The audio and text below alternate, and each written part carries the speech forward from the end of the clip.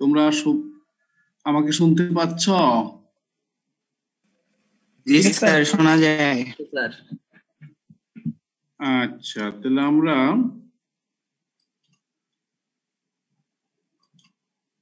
আমরা আজকে আলোচনা করব একটা বিষয় নিয়ে। এটা হলো যে Bayes theorem. Bayes theorem, that is conditional প্রবাবিলিটির একটা ইম্পর্টেন্ট একটা থিওরাম। এটা নিয়ে আজকে আলোচনা করব। এটা থিওরামটা প্রমাণ করব এবং পাশাপাশি 2-3টা প্রবলেম নিয়ে আলোচনা করব। ইতিমধ্যে আমি গত রাত্রে তোমাদেরকে আপলোড করে দিচ্ছি একটা লেকচার ম্যাটেরিয়াল। ওটা হয়তো তোমরা পাইছো গত বা পরশু দিন মনে হয় পেয়ে গেছো। ওইটাই আলোচনা করব আর কি। তা বেস থিওরাম মেইনলি একটা কনসেপ্টের উপর, একটা বিষয়ের উপর আছে। যেমন আমি একটা এক্সাম্পল দিই তোমাদেরকে। তোমরা সবাই শুনতে পাচ্ছ তো? Yes sir. আচ্ছা, তাহলে একটা এক্সাম্পল দিচ্ছি, তারপরে আলোচনা শুরু করব আর কি। আসলে বিষয়টা কি? সাপোজ তুমি একটা কনস্ট্রাকশন ফার্মে চাকরি করো। ওইখানে কনস্ট্রাকশন কাজ চলে। তো ওইখানে তো রড লাগে। রড ওই ফার্মে রড কি করে, 3টে কোম্পানি থেকে রড নিয়ে আসে। ধরো বিএসআরএম থেকে রড আনে, কেএসআরএম থেকে রড আনে এবং আরএসআরএম থেকে রড আনে। টোটাল যে রডের বিএসআরএম 30% কে আর নেটওয়ার্কে প্রবলেম, কথা শোনা যাচ্ছে না। স্যার কথা ক্লিয়ার আসতেছে না। হ্যাঁ, শোনা যাচ্ছে স্যার, কথা কেটে কেটে আসে স্যার। নেটওয়ার্কের প্রবলেম করতেছে। শোনা যাচ্ছে না স্যার যখন শুরু করেছেন তখন হ্যাঁ, এখন শুনতে পাচ্ছ? জি স্যার, এখন শোনা যাচ্ছে।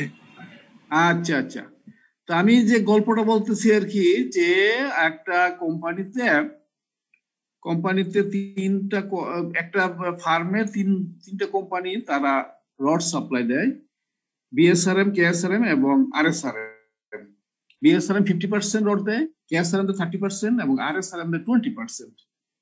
এর মধ্যে বিএসআরএম এর রড খারাপ হওয়ার সম্ভাবনা হচ্ছে 4%, কেএসআরএম এর রড খারাপ হওয়ার সম্ভাবনা হচ্ছে 3% এবং আরএসআরএম এর রড খারাপ হওয়ার সম্ভাবনা হচ্ছে 5%। তাহলে এইখানে আমরা এই ফার্মে এই রড দিয়া কাজ করতেছে। তাহলে এখন হঠাৎ করে একটা রডের পিস নেওয়া হলো এবং দেখা গেল যে রডটা ডিফেক্টিভ, খারাপ। তাহলে এই খারাপ রডটা বিএসআরএম থেকে আসছে, তার সম্ভাবনা কত? যে খারাপ রডটা কেএসআরএম এর প্রোডাক্ট, তার সম্ভাবনা কত? তাহলে এইগুলি আমরা বেস থিওরামের মাধ্যমে আমরা বের করি যে এখানে 2টা ইভেন্ট হয়। একটা ইভেন্ট হলো প্রথম রড সিলেকশন, র্যান্ডমলি একটা রড সিলেক্ট করব। দ্বিতীয়টা হচ্ছে রডের কোয়ালিটিটা টেস্ট করব। প্রথম রড সিলেকশন, তারপর কোয়ালিটি টেস্ট করব। কোয়ালিটি টেস্ট করে কোয়ালিটি ব্যাড অর গুড আমরা যাই পাইছি, পরবর্তী ঘটনাটার ফলাফল আমাদের জানা আছে। তাহলে পরবর্তী ঘটনার ফলাফল জানা থাকলে এই পরবর্তী ফলাফলটা প্রথম কোন ঘটনা থেকে আসছে ওইটা আমরা জানতে চেষ্টা করি, ওইটাই বেস থিওরাম থেকে আর কি। যে আমি ডিফেক্টিভ যে রড পিসটা পাইলাম, এই রড পিসটা বিএসআরএম এর হওয়ার সম্ভাবনা কত, এটা আমরা বেস থিওরামের মাধ্যমে আমরা বের করি। তাহলে দেখা যাচ্ছে যে প্রথম যে ঘটনাগুলি, এই ঘটনাগুলি কিন্তু সবগুলি ঘটনা মিলে 100% হয়। যে 50%, 30%, 20% এই মিলে 100%, এবং 100% থেকে তারপরে প্রত্যেকটা আবার ডিফেক্টিভ 2%, 5%, 3%, এগুলি কিন্তু 100% হওয়ার দরকার নাই। পরের 100% দরকার নাই, প্রথমটা 100% হবে। তাহলে এই ধরনের প্রবলেম আমরা বেস থিওরামের মাধ্যমে আমরা বের করি। তো দেখো এখন স্ক্রিনের দিকে তাকাও, যে বেস থিওরাম এর আগে মিউচুয়ালি এক্সক্লুসিভ এন্ড এক্সহাস্টিভ ইভেন্টস, এটা আমরা বলছিলাম যে যেসব ইভেন্টগুলি স্যাম্পল স্পেসকে ফর্ম করতেছে এবং তারা মিউচুয়াল এক্সক্লুসিভ, তাদের মধ্যে কমন কোনো স্পেস নাই, কমন কোনো এলিমেন্ট নাই, তাদেরকে মিউচুয়াল এক্সক্লুসিভ এবং এক্সহাস্টিভ ইভেন্ট বলবো। হ্যাঁ, তো দেখো বেস থিওরামটা বলছে কি, let there be n mutual exclusive and exhaustive events. Let there be n mutual exclusive and exhaustive events, A1, A2, A3, n. And let us assume that the occurrence of one or another of them is the necessary condition for the occurrence of an event A, which is known to have happened. Then the probability of AI, conditional probability of AI given A, conditional probability of AI given A equal to probability of AI into conditional probability of A given AI divided by summation probability of AI into conditional probability of A given AI. A given AI. এটা ডেসক্রিপশনটা। তাহলে কি বলতেছে, A1, A2, A3n এগুলি ইভেন্টগুলি থাকবে, ওই ইভেন্টগুলিকে mutual exclusive এবং এক্সহাস্টিভ, এবং ওরা কি করবে, পুরো স্যাম্পল স্পেসটাকে ফর্ম করবে এবং তারা ডিসজয়েন্ট, সবগুলি ডিসজয়েন্ট, কিন্তু তারা স্যাম্পল স্পেসটাকে ফর্ম করবে। তাহলে আমি যে বলছিলাম যে সিমেন্টের রডের কথা বলছিলাম, এই রডের কেএসআরএম, বিএসআরএম এবং আরএসআরএম এগুলি হচ্ছে A1, A2, A3। অর্থাৎ A1, A2, A3 এরা কেএসআরএম, বিএসআরএম এবং আরএসআরএম, ওরা A1, A2, A3, এবং ওরা কি করে, মিলে কি করে, ওদের মধ্যে কমন কোনো রড নাই যে এই রডটা একটা রডের পিস দিলে যে এটা কেএসআরএম বলবে যে আমার রড, আর আরএসআরএম বলবো আমার রড, এটা বলতে পারবে না, এটা ডিসজয়েন্ট, তাদের প্রোডাক্ট আলাদা আলাদা, কোনোটার সাথে কোনো কমন কোনো প্রোডাক্ট নাই। তাহলে A1, A2, A3 এগুলি এই বিভিন্ন কোম্পানিগুলি। তারপরে ওইখান থেকে রড আমরা নিচ্ছি এবং 100% রড নিচ্ছি, 100%-এর মধ্যে 50% কেএসআরএম, বিএসআরএম থেকে, 30% একজন আর 20% আরেকজন থেকে নিচ্ছি। তাহলে A1, A2, A3n এগুলি সবগুলি কি করে, 100% ফর্ম করতেছে, স্পেস ফর্ম করতেছে, 100% স্পেস ফর্ম করতেছে, এবং তারা কি ডিসজয়েন্ট, তারা কারোর সাথে কোনো কমন কোনো স্পেস নাই, কমন কোনো কিছু নাই। আচ্ছা, এমত অবস্থায় দেখো আরেকটা ইভেন্ট বলছে যে let us assume that the occurrence of one or another of them is a necessary condition for the occurrence of the event A. এই যে হ্যাঁ, এই ইভেন্ট যেটা বলছে, এই ইভেন্টটা হচ্ছে ব্যাড অর গুড চেক করা, ব্যাড অর গুড পাওয়াটা, ব্যাড রড অথবা গুড রড, ব্যাড অথবা গুড পাওয়ার, যে এটা হচ্ছে, এটা ঘটনাটা হচ্ছে এ ঘটনাটা। তাহলে এই ঘটনাটা একটা রড ব্যাড অথবা গুড চেক করতে হলে, ব্যাড অথবা গুড রেজাল্ট পেতে হলে আমাদেরকে অবশ্যই কি রড আনতে হবে, রড প্রথম সিলেক্ট করতে হবে, রডের পিসটা সিলেক্ট করতে হবে। তো রডের পিস সিলেক্ট করারটা কি, ওইখানে যে কোনো একটা A1 অথবা A2 অথবা A3 থেকে রড নিতে হবে। রড নেওয়ার ঘটনাটা হচ্ছে A1 অথবা A2 অথবা A3, আর তারপরে রড গুড অর ব্যাড এটার ঘটনাটা হচ্ছে এটা A is the event, A গড়তে হলে অবশ্যই A1 অথবা A2 অথবা A3 করতেই হবে, ওইটা না ঘটলে কিন্তু A ঘটবে না। রড যদি না নেই তাহলে সিলেকশন কিভাবে, আমরা গুড বা ব্যাড আমরা বলবো কি করে? প্রথমে রড সিলেকশন হতে হবে, তারপরে আমাদের ব্যাড অথবা গুড এটা চেক করব। তাহলে ব্যাড গুড চেক করার পরে দেখলাম যে ব্যাড পাওয়া গেছে, ব্যাড একটা পিসে ব্যাড পাওয়া গেছে। তো ওই ব্যাড এই রডটা, ব্যাড পিসটা বা খারাপ পিসটা হ্যাঁ বিএসআরএম থেকে আসছে, তার সম্ভাবনা কত, অর্থাৎ A1 থেকে আসছে তার সম্ভাবনা কত, অথবা A2 থেকে আসছে তার সম্ভাবনা কত, এটাই আমরা বেস থিওরাম থেকে আমরা বের করি। তাহলে বেস থিওরাম থেকে এটাই বলছে যে conditional probability of AI given A, এটা হচ্ছে A অলরেডি ঘটে গেছে, অর্থাৎ ব্যাড ঘটনা, ব্যাড যে রেজাল্টটা অলরেডি পেয়ে গেছি, রড পিসটা যে ব্যাড এটা আমরা অলরেডি জেনে গেছি। এর ব্যাড যে পিসটা AI থেকে আসছে তার সম্ভাবনা কত, AI মনে করো I = 1, তাহলে A1 থেকে আসছে তার সম্ভাবনা কত, অর্থাৎ A1 মনে করো যে বিএসআরএম থেকে আসছে তার সম্ভাবনা কত। তাহলে ব্যাড পিসটা পাওয়া গেছে, তো তার সম্ভাবনা কত। তাহলে এটা আমরা লিখি probability, conditional probability A given AI equal to probability of A given AI, conditional probability A given AI divided by summation I equal to 1 to I from 1 to n probability of AI into conditional probability of A given AI. তাহলে এইটাই হলো আমাদের ডেসক্রিপশনটা। ডেসক্রিপশনটা আশা করি বুঝতে পারছো যে এখানে দুইটা ঘটনা ঘটবে। শেষের ঘটনার রেজাল্ট ফলাফল আমার জানা আছে, প্রথম পার্টিকুলার ঘটনার ঘটার সম্ভাবনা কত এটা আমরা বের করবো। শেষের ঘটনার রেজাল্ট আমার জানা আছে, তাহলে প্রথম ঘটনাটা যে ঘটছে তার সম্ভাবনা কত। আচ্ছা, এটা প্রমাণটা এখানে আছে যে এখানে একটা ছবি দিলাম। এই ছবিটা দেখো, এই পুরো ছবিটা হচ্ছে কি, পুরো ছবিটা একটা স্যাম্পল স্পেস হচ্ছে A1 A2 A3 A4 A6 A5 A6 পর্যন্ত মিউচুয়াল এক্সক্লুসিভ এবং এক্সহাস্টিভ ইভেন্ট গুলি আছে।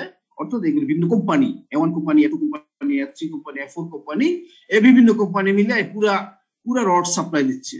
হ্যাঁ, এখানে এজ এ ইভেন্টটা, এই ইভেন্টটা হচ্ছে যে ব্যাড অথবা গুড পাওয়ার ইভেন্টটা, ব্যাড অথবা গুড পাওয়ার ইভেন্টটা কোয়ালিটি টেস্টের ইভেন্টটা। তাহলে কোয়ালিটি টেস্টের ইভেন্ট করতে হলে অবশ্যই যে কোনো একটা ঘটনা ঘটতে হবে, একটা অথবা তার চেয়ে ঘটতে হবে। তাহলে এটাই বলছে এখানে দেখো, we have probability of A intersection AI equal to probability of A into conditional probability of AI given A। অথবা এটাকে বলতে পারি যেহেতু A ইন্টারসেকশন A যে কথা, A ইন্টারসেকশন A একই কথা, A ইন্টারসেকশন B যে কথা, B ইন্টারসেকশন A একই কথা। যদি এটা আগে নিয়ে আসি, এটা আগে নিয়ে আসি, তাহলে বলতে পারি probability of AI conditional probability of A given AI, A conditional probability of A given AI এটা বলতে পারি। তাহলে এখান থেকে সিম্পলিফাই করলে probability of A given A equal to this divided by this। এখন এখানে probability A conditional A intersection AI যেটা আছে, এটা ওই পরের ফর্মুলাটা এটা লিখলাম, লেখার পরে এটা হয়ে গেল এক নাম্বার সমীকরণ। প্রথম লাইনটা বুঝি নাই। এক নম্বর একটা রিলেশন, কোনটা প্রথম লাইনটা, প্রুফের প্রথম লাইনটা। হ্যাঁ, প্রবাবিলিটি প্রথমটা এটা হচ্ছে এ, হ্যাঁ এটা সংজ্ঞা প্রবাবিলিটি অফ এ ইন্টারসেকশন। দ্বিতীয়টা আরে এটা ইন্টারসেক্ট, এটা ইন্টারচেঞ্জ করলে হলো। আমরা এটা আগে লিখলাম, এটা যদি পরে লিখি তাহলে probability of AI into conditional probability of A given AI হয়ে যায় আর কি। আমরা জানি A intersection B equal to B intersection A, কোনো অসুবিধা নাই। A আর B এর ইন্টারসেকশন, A ইন্টারসেকশন B যে কথা, B ইন্টারসেকশন A একই কথা।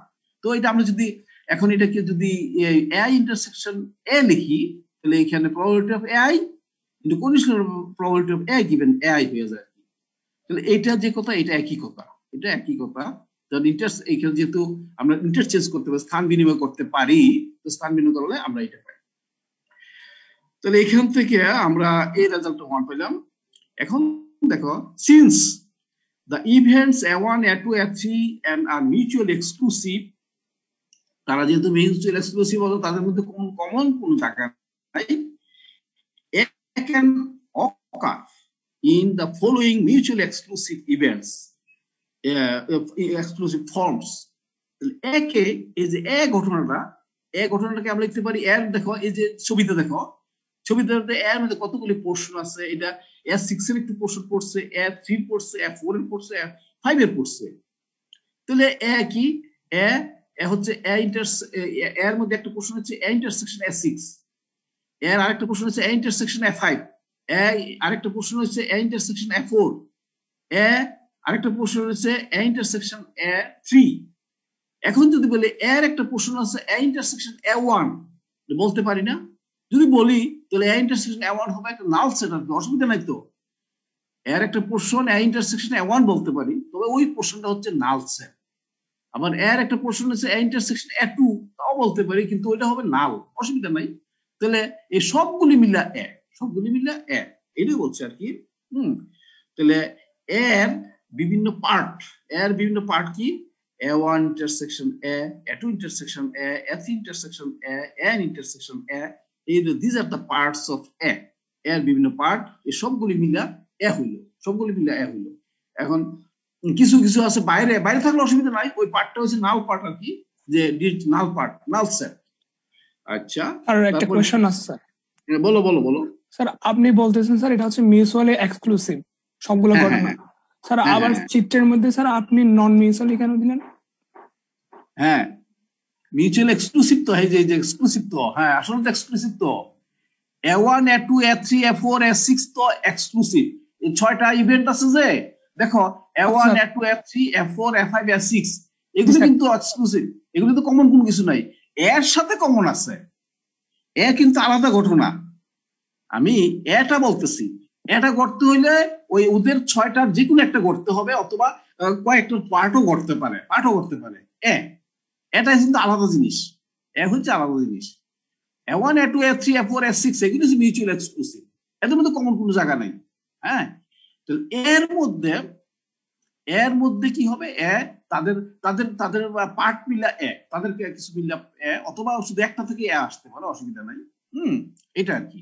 তাহলে একে বলতে পারি এর কয়েকটা পার্ট, এখানে ছবিতে যা দেখছি আর কি, এর একটা পার্ট দেখা যাচ্ছে A6 এর সাথে একটা পার্ট আছে, A4 এর সাথে একটা পার্ট আছে, A5 এর সাথে একটা পার্ট আছে, A3 এর সাথে একটা পার্ট আছে। তাহলে বলতে পারি একে A intersection A6, A intersection A4, A intersection A3, A intersection A5।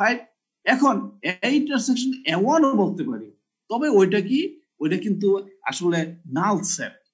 A intersection A2 বলতে পারি, ওইটা নাল সেট, অসুবিধা নাই। যে কোনো নাল সেটের সাথে একটা সাথে নাল সেট যদি ইউনিয়ন করা হয় তাহলে এটা কিন্তু ওই সেটটাই হয়ে যাবে। A ইন্টারসেকশন নাল সেট মানে S setting, B intersection null set মানে S সেটিং, না সরি ইন্টারসেকশন না, সরি A ইউনিয়ন একটা নাল সেট, তাহলে S setting, B union null set একটা S সেটই হবে, তাহলে ইউনিয়ন বলতে হবে সবগুলো ইউনিয়ন। হ্যাঁ, তাহলে এখানে কি হচ্ছে যে এটা হচ্ছে কি A equal to A1 intersection A union, A2 intersection A union, A3 intersection A union, সবগুলো ইউনিয়ন বলতেছে। এখানে যে কম্পোনেন্ট গুলি আছে, কিছু কিছু কম্পোনেন্ট নালও থাকতে পারে, নাল সেট আর কি, তারা তারা তারা null set. Null set union সাথে করলে কোনো অসুবিধা নাই, ইউনিয়ন নাল সেট 1000টা করলেও ওই সেটটাই থেকে যাবো। 1000টা নাল সেট যদি একটা ইউনিয়ন করি, ইউনিয়নের সাথে যদি একটার সাথে, তো ওইটাই থাকবে, এই থাকবে। তো এখন এইসব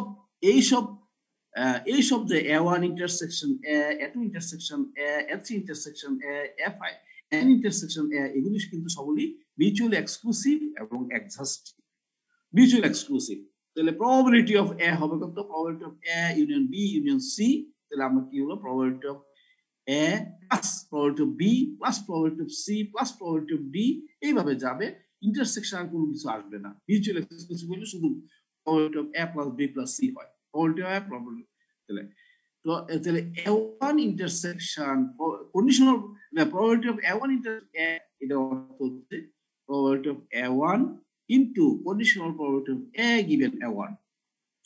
Probability of A2 intersection A হচ্ছে probability of A2 into conditional probability of A given A2. Similarly, probability of AN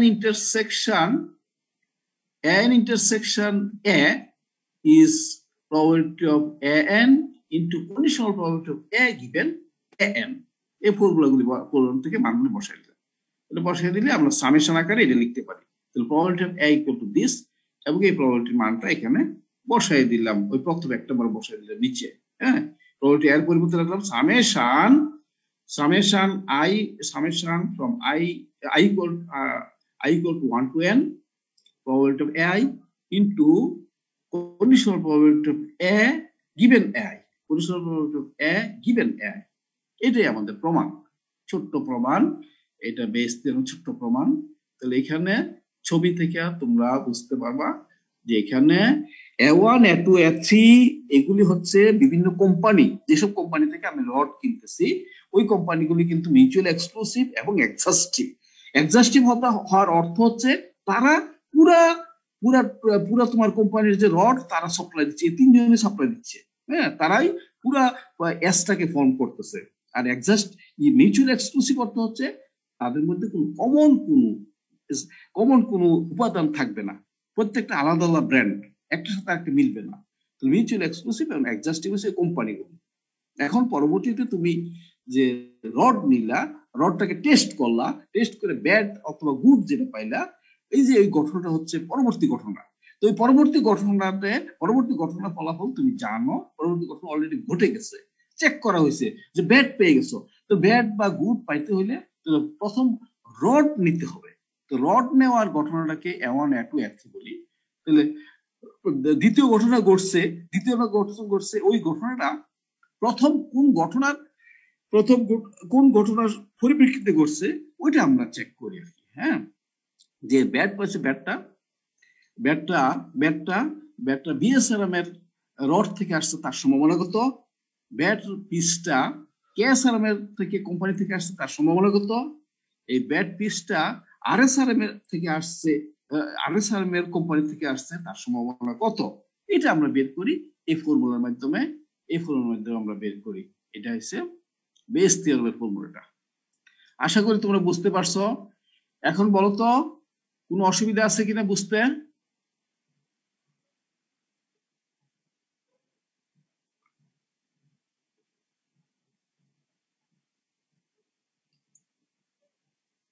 আশা করি বুঝতে পারছো। তোমরা ইন্টারে এটা পড়ছো, তারপর একটু ইয়ে করবে। তাহলে আর দুই একটা প্রবলেম আমি আলোচনা করলে আর ক্লিয়ার হবে। হ্যাঁ, তাহলে আমরা যাচ্ছি পিছনে।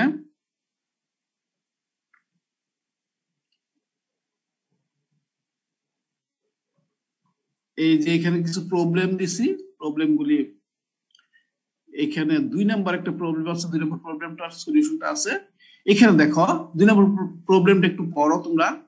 3 ব্যাগস, ব্যাগ 1, ব্যাগ 2, ব্যাগ 3, 3টা ব্যাগ আছে। ব্যাগের মধ্যে প্রত্যেকটা ব্যাগের মধ্যে রেড, ব্ল্যাক এবং হোয়াইট 3 ধরনের বল আছে। ব্যাগ 1 এর মধ্যে আছে 3টা রেড, 2টা ব্ল্যাক এবং একটা হোয়াইট বল। ব্যাগ 2 তে আছে একটা রেড, একটা ব্ল্যাক এবং 2টা হোয়াইট বল। ব্যাগ 3 তে আছে 3টা রেড, 5টা ব্ল্যাক এবং 4টা হোয়াইট বল। এখন বললো এইভাবে ওরিয়েন্টেশন আছে, বলগুলি ব্যাগের মধ্যে এইভাবে আছে, ব্যাগ 1, ব্যাগ 2, ব্যাগ 3 তে এইভাবে আছে। এখন বলতেছে a bag is selected at random, a bag, যে কোনো একটা ব্যাগকে র্যান্ডমলি সিলেক্ট করা হলো। কোন ব্যাগটা আমি জানি না, র্যান্ডমলি নিয়ে নিছি, দেখা দেই নাই কিন্তু র্যান্ডমলি একটা ব্যাগ নিয়ে নিছি। তারপরে ওই ব্যাগ থেকে 2 balls are drawn from the selected bag, selected 2টা বল নেওয়া হলো। It turns out that one ball is white and the other is red, একটা হোয়াইট এবং আরেকটা red. Find the probability that the bag selected was B2. Probability দেখো যে তোমার probability বের করো যে B2 ব্যাগটা সিলেক্ট করেছে তার সম্ভাবনা কত। তাহলে যে কোনো র্যান্ডমলি 3টা ব্যাগ থেকে র্যান্ডমলি একটা ব্যাগ নিলাম, ব্যাগ নেওয়ার পর ওই ব্যাগ থেকে 2টা বল নিলাম, বল নিয়ে একটা বল পাইলাম হোয়াইট, আরেকটা বল পাইলাম রেড। তাহলে এখন বলতেছে যে রেড আর হোয়াইট বল পেয়ে গেছে, অলরেডি জানা হয়ে গেছে। এখন এই রেড এবং হোয়াইট বলগুলো দুইটা B2 থেকে আসছে, তার সম্ভাবনা কত? B2 থেকে আসছে যে তার সম্ভাবনা কত, এটা আমরা বের করতে যাচ্ছি। এটা বেস থিওরামের একটা প্রবলেম। অর্থাৎ টোটাল যে বলগুলি, এই বলগুলি 3টা ব্যাগের মধ্যে থাকবে, B1, B2, B3 এর মধ্যে থাকবে এবং বলগুলির মধ্যে প্রথম ব্যাগ সিলেকশন, তারপরে বল সিলেকশন,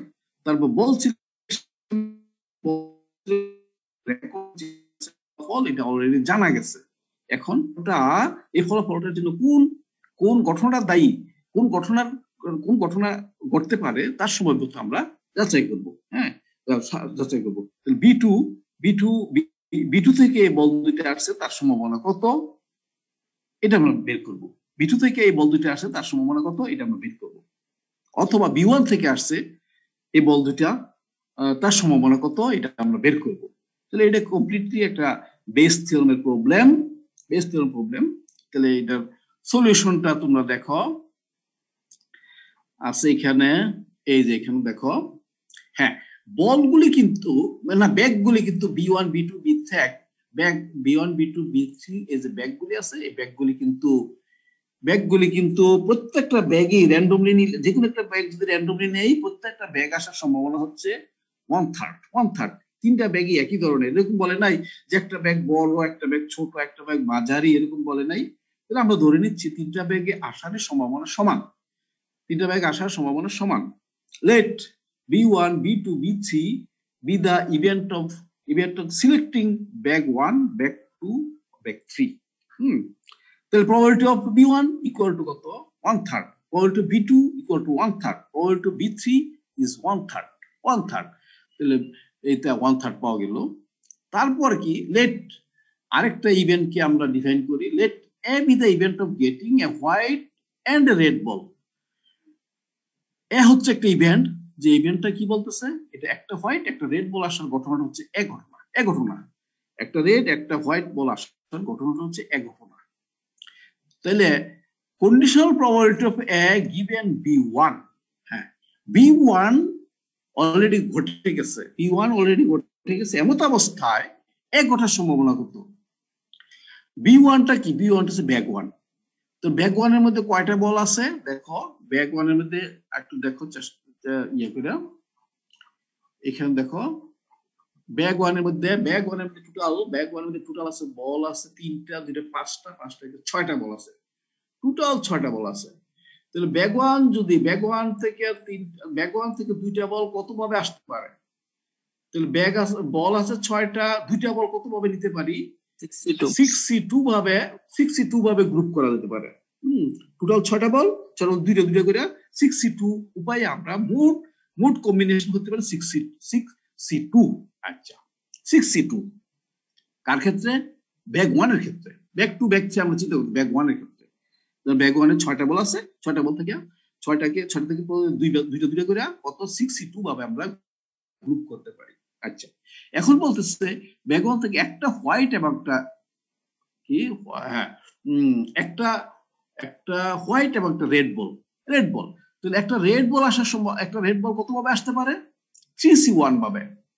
3টা রেড আছে, টোটাল রেড আছে 3টা, তাহলে 3C1 ভাবে একটা রেড আসতে পারে।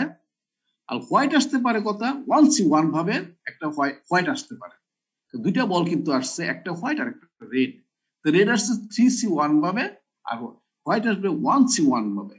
তাহলে 1C1 into 3C1 divided by 6C2. This is the probability of happening the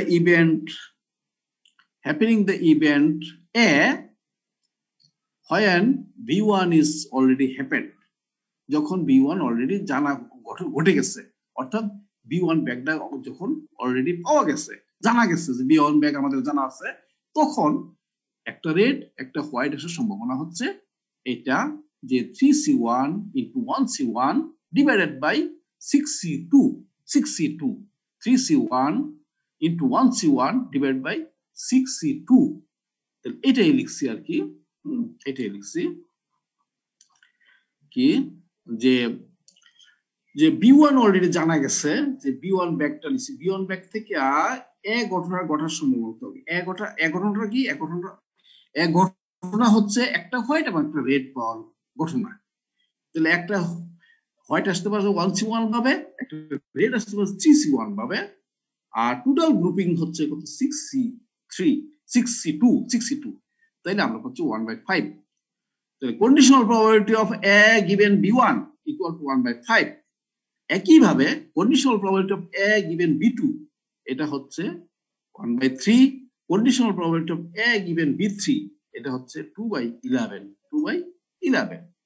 তাহলে এইগুলি আমরা জানলাম। তাহলে probability of B1, probability of B2, probability of B3 জানি 1/3 এবং conditional probability of A given B1, conditional probability of A given B2, conditional probability of A given B3 এগুলি আমরা জানলাম।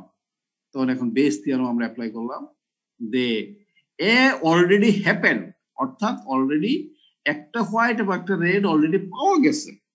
তাহলে ওই একটা হোয়াইট এবং একটা রেড ব্যাগ 2 থেকে আসবে, তার সম্ভাবনা কত? ব্যাগ 2 থেকে আসতে সম্ভাবনা কত? তাহলে বেস থিওরেমে বলতেছে যে conditional probability of B2 given A equal to probability of B2 into conditional probability of A given B2 divided by probability of B1 into conditional probability of A given B1 plus probability of B2 into conditional probability of A given B2 plus probability of B3 into conditional probability of A given B3. এটা base থিওরেমের description statement.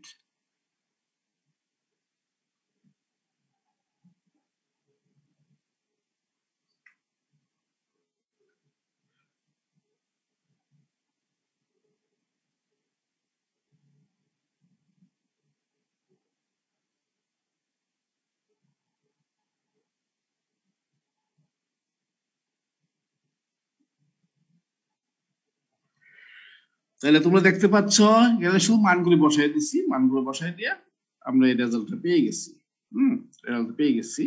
তাহলে 55/118 this is the probability of conditional probability of A given B2, অর্থাৎ একটা white একটা red পাওয়া গেছে, এটা করতে এটা ব্যাক 2 থেকে পাওয়ার সম্ভাবনা হচ্ছে 55/118 55/118।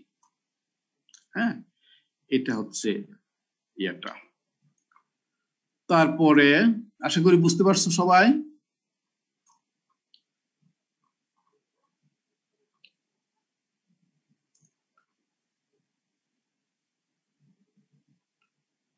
এই তোমরা দেখতে পাচ্ছ বা বুঝতে শুনতে পাচ্ছ তো? হ্যালো, তোমরা শুনতে পাচ্ছ? আচ্ছা, কোনো এইটুকুর মধ্যে কোনো অসুবিধা আছে কারো বুঝতে? না স্যার। আচ্ছা, তাহলে 5 নম্বর প্রবলেমটা পড়ো। 5 নম্বর প্রবলেমটা পড়ো। চান্সেস অফ ABC এখানে ABC যেটা আছে, ABC হলো তিনজন ভদ্রলোক একটা কোম্পানিতে চাকরি করে। ABC 3 ভদ্রলোক চাকরি করে। The chances of ABC becoming the general manager of certain company are in the ratio 4:2:3. অর্থাৎ এ ভদ্রলোকে জিএম হওয়ার সম্ভাবনা হচ্ছে 4 ভাগ, মানে 4:4, তারপর 4:2:3। This is the ratio of their chance of becoming the general manager. General manager. তাহলে 4:2:3। তাহলে ওয়াইড যদি বলি তাহলে W 4W 2W 3W হচ্ছে তাদের wide of becoming the general manager. আচ্ছা, তারপর বলতেছে the probability that the bonus scheme will be introduced in the company if A, B and C become general manager are 3%, are 0.3, 0.7, 0.8 respectively. হ্যাঁ, তো এখন বলতেছে যে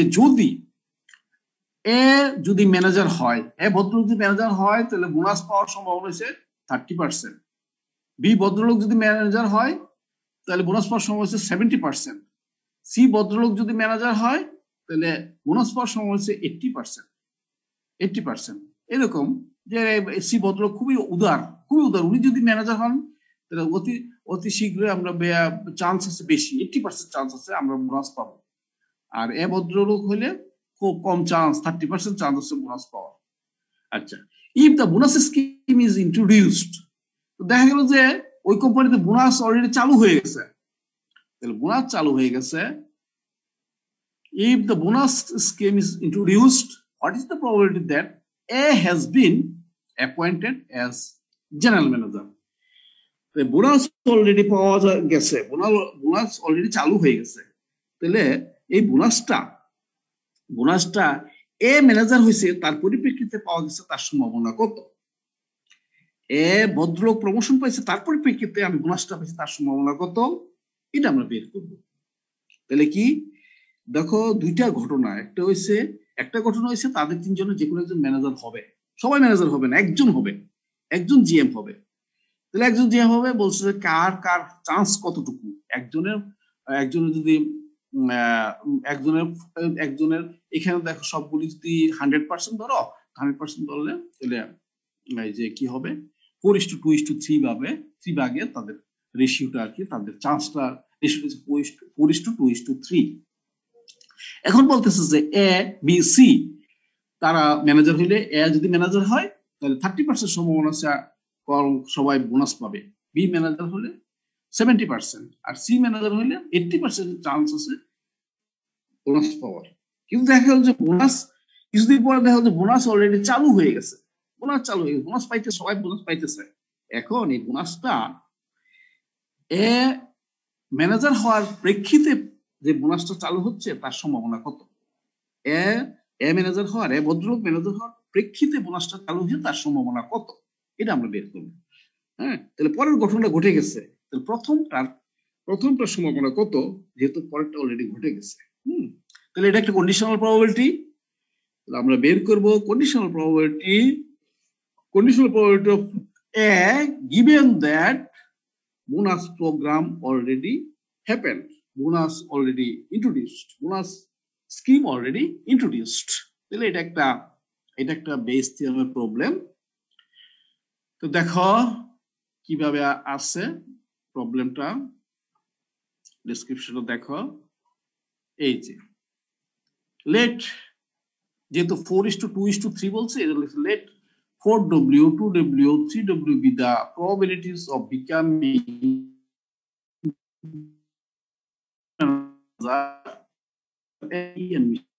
respectively. Mr. B, Mr. C, manager হওয়ার probability 4W, 3W, 2W। তো আমরা জানি যে sum of the probability is equal to 1। তাহলে এখানে তো তারা মিউচুয়ালি এক্সক্লুসিভ এবং অ্যাডজাস্টিভ হওয়াতে তাদের probability যোগফল হচ্ছে 1,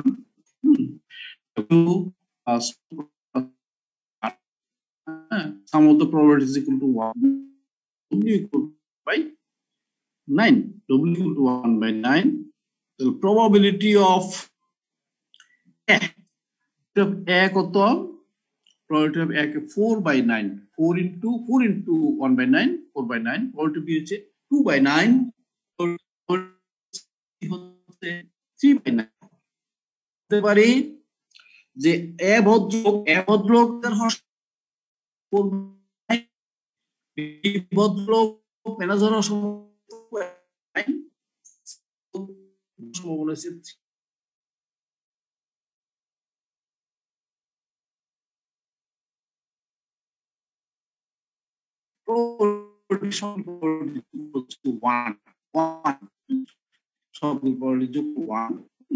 কিন্তু আর কথা শোনা যাচ্ছে না।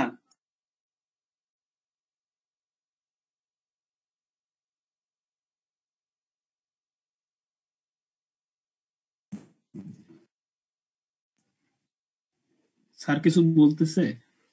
স্যার তো অবশ্যই বলতেছে, কিন্তু আমরা তো শুনতে পাচ্ছি না, কেটে কেটে আসতেছে। এখন শুনতে পাচ্ছ? স্যার কথা কেটে কেটে আসে। ও আচ্ছা, কেটে কেটে একটু ডিস্টার্ব হচ্ছে মনে হয়।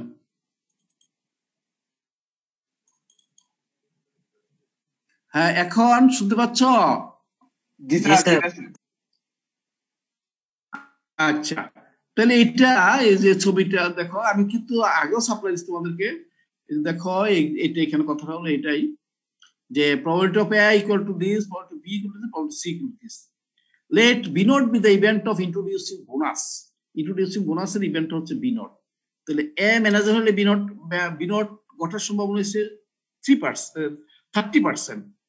B ম্যানেজার যদি হয় তাহলে B naught ঘটার সম্ভাবনা হচ্ছে 70%, এটা দেওয়া আছে।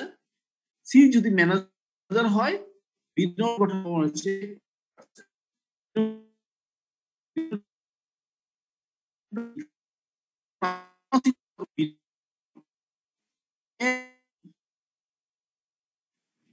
স্যার কিছুই বোঝা যায় না স্যার।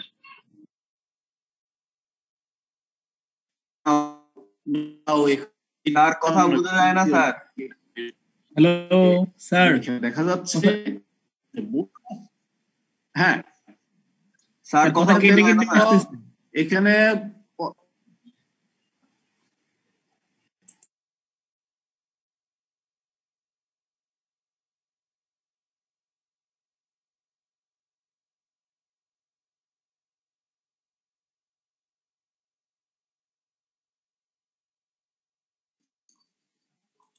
হ্যাঁ এখন দেখা যাচ্ছে? হ্যাঁ ডিসকানেক্ট হয়ে গেছিল, এখন দেখা যাচ্ছে তো? স্যার স্যার দেখা যাচ্ছে কিন্তু কথা মাঝে মাঝে কেটে যায় স্যার। কেটে ওটা তো কিছু করার না, এটা যান্ত্রিক গোলযোগের জন্য হচ্ছে আর কি। তো এখন শুনতে পাচ্ছ? এখন শুনতে পাচ্ছ? জি স্যার। জি স্যার। আচ্ছা তাহলে ঠিক আছে, এটা আর কি জাস্ট ফর্মুলাতে, এই ফর্মুলাটার মধ্যে আমি মানগুলি বসাই দিলাম, ফর্মুলাতে মান বসাই দিলাম। এটা বলছে যে probability of A given B not, B not মানে বোনাস অলরেডি শুরু হয়ে গেছে, বোনাস অলরেডি শুরু হয়ে গেছে। তাহলে এমন অবস্থায় এ যে ম্যানেজার হয়েছে তার সম্ভাবনা কত? বোনাস চালু হয়ে গেছে, তাহলে এ ম্যানেজার হওয়ার সম্ভাবনা কত? বোনাস চালু হয়েছে এমন অবস্থায় এ ম্যানেজার হয়েছে তার সম্ভাবনা কত?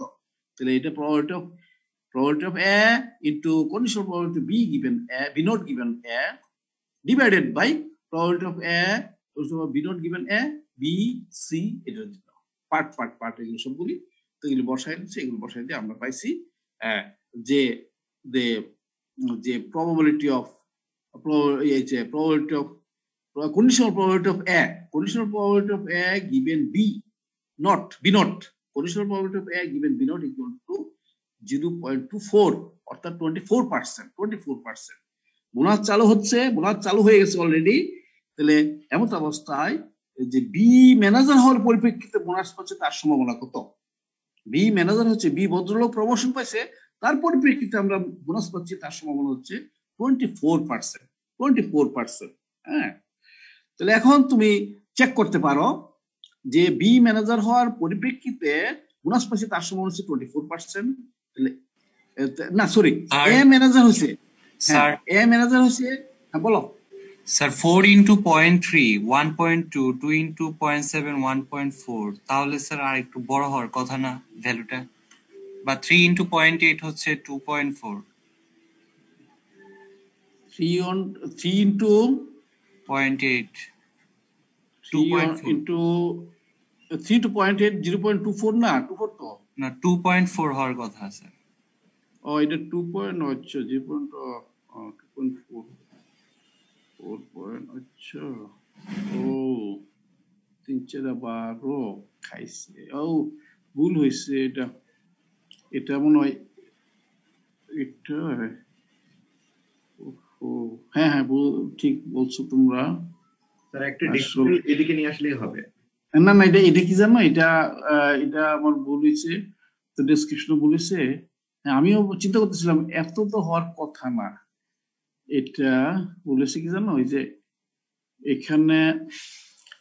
এখানে হবে 0.03 0.07 0.08 হবে। তার কারণ হচ্ছে 3% 7% 8%, 30% 70% না 80% হবে না, এটা আসলে 3% 7% 8%। তো এটা লিখতে ভুলে গেছে, আসলে অঙ্কটা হয় 0.3 0.03 0.07 0.08। হ্যাঁ জাস্ট এটা আসলে 3% 7% 8%, এটাই। আর বর্তমানে যে মানগুলি আছে স্যার, এই মানগুলি দিয়ে স্যার অঙ্ক করলে শেষে স্যার 0.24 এই অ্যান্সার আসে, মানে ভগ্নাংশ যখন শেষ পর্যন্ত বের হবে 0.24 আবার আসবে। আমি এক ঘর আগায় গেল। ওই শব্দে উপরে নিচে আসে তো এই জন্য 0.24 ঠিকই আসতেছে।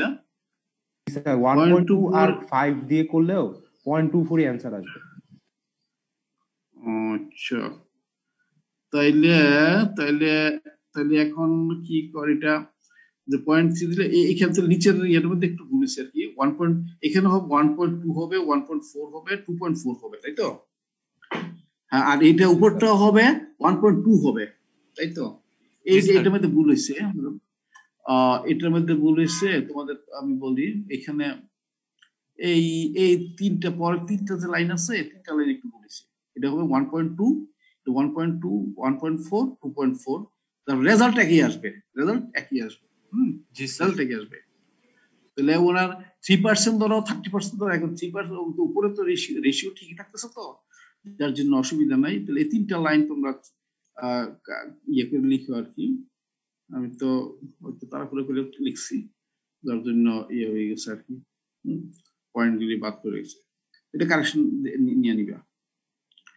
আচ্ছা, পরবর্তীতে টাইম তো হ্যাঁ প্রায় শেষ।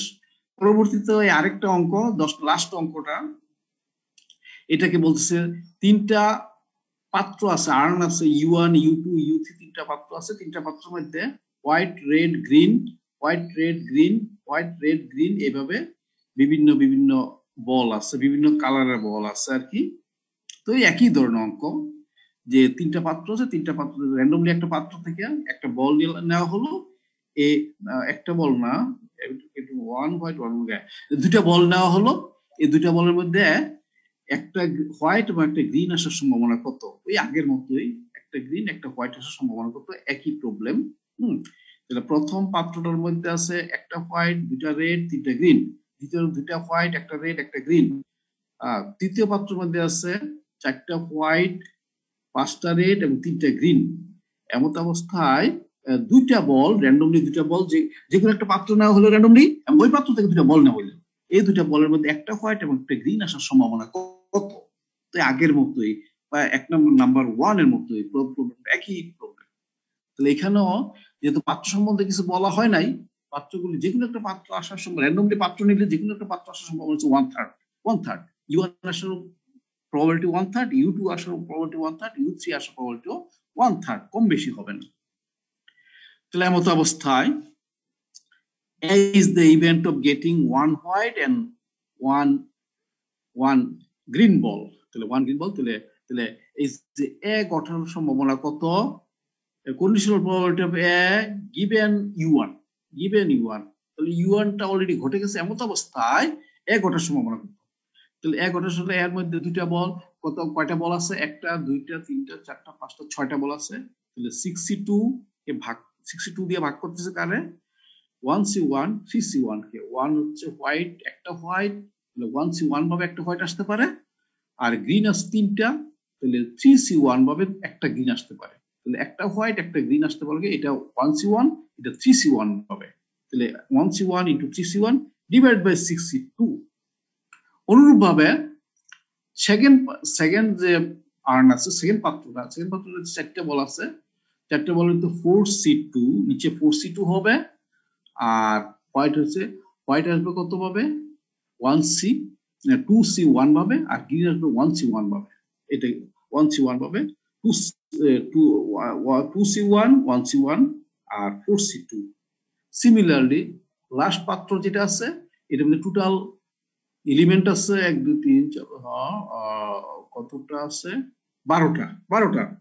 তো 12টার মধ্যে দুইটা কত ভাবে নেওয়া যায়? 12টা থেকে দুইটা কত ভাবে নেওয়া যায়? 12C2 ভাবে। তো 12C2 দিয়ে ভাগ করে দিচ্ছি। তাহলে এখানে একটা হোয়াইট কিভাবে আসতে পারে? 4C1 ভাবে। একটা গ্রিন আসতে পারে কিভাবে? 3C1 ভাবে। তাহলে এটা 4C1 into 3C1 divide by 12C2। এইগুলি আমরা এখানে রেজাল্ট গুলি পেয়ে গেলাম। বেস থিওরামের ফর্মুলার মধ্যে, সূত্রের মধ্যে আমরা জাস্ট বসিয়ে দেব। Therefore the probability that A already happened মানে একটা হোয়াইট একটা গ্রিন অলরেডি আমরা পেয়ে গেছি, একটা হোয়াইট একটা গ্রিন আমরা পেয়ে গেছি। এটা থার্ড পাত্র থেকে, থার্ড আর্ন থেকে আসছে, U3 থেকে আসছে, তার সম্ভাবনা কত? U3 থেকে আসছে, তার সম্ভাবনা কত? তাহলে আমরা এখানে এটা পড়বো এইভাবে, যে conditional probability of U3 given A, conditional probability of U3 given A মানে A অলরেডি ঘটে গেছে, এমন অবস্থা U3 হওয়ার সম্ভাবনা কত? তাহলে আমরা ফর্মুলা মোতাবেক probability of U3, probability of A, conditional probability A given U3 এটা বসাই দিচ্ছি। এই ফর্মুলাটা বসাই দিয়া এই মানগুলি এখানে বসাই দিচ্ছি। মান বসাই দেওয়ার পরে আমরা ফাইনালি 15/59 পেয়ে গেছি। 15/59 আমরা পেয়ে গেছি। This is the probability of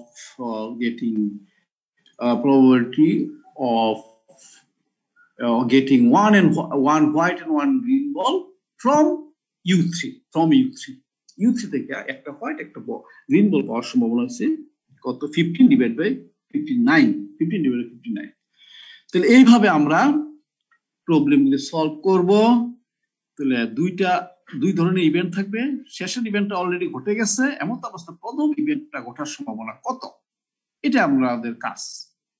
তাহলে আমি এখানে 10টা প্রবলেম যে 10টা 3টা প্রবলেম অলরেডি সলভ করে দেওয়া আছে, আর বাকিগুলি তোমরা পারবে পারতে হবে না, কারণ প্রত্যেকটা প্রবলেমের পাশাপাশি আমি আনসার দিয়ে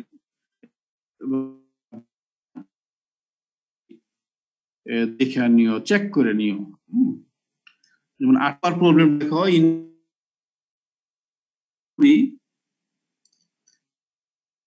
ABC মেনে হচ্ছে respect to 25%, 30% of the total. A machine 25% board করে।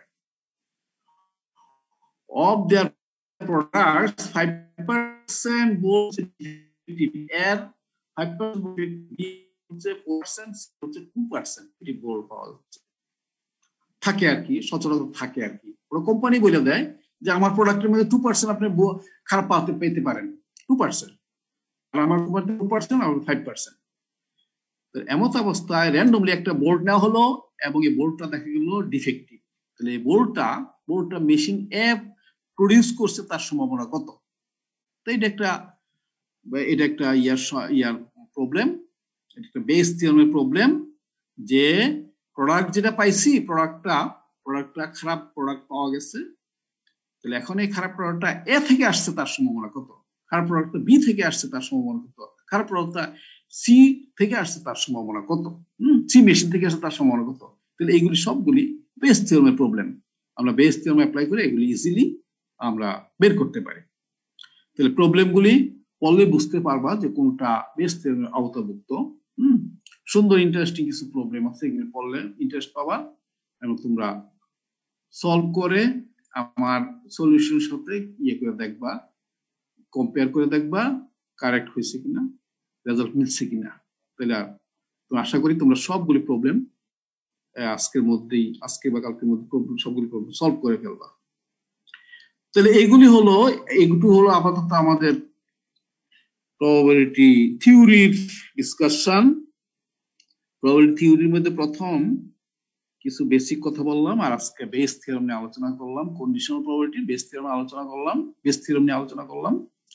তো নেক্সট টাইমে আমরা আরেকটু অ্যাডভান্স বিষয় নিয়ে আলোচনা করব, যেগুলো তোমরা ইন্টারে পড়ো নাই, নতুন বিষয় নিয়ে আলোচনা করবো। এগুলো এটুকু পর্যন্ত ইন্টারের আওতাভুক্ত ছিল। তো নতুন বিষয় নিয়ে আগামী দিনে আলোচনা করব, ওটা হচ্ছে প্রবাবিলিটি ডিস্ট্রিবিউশন।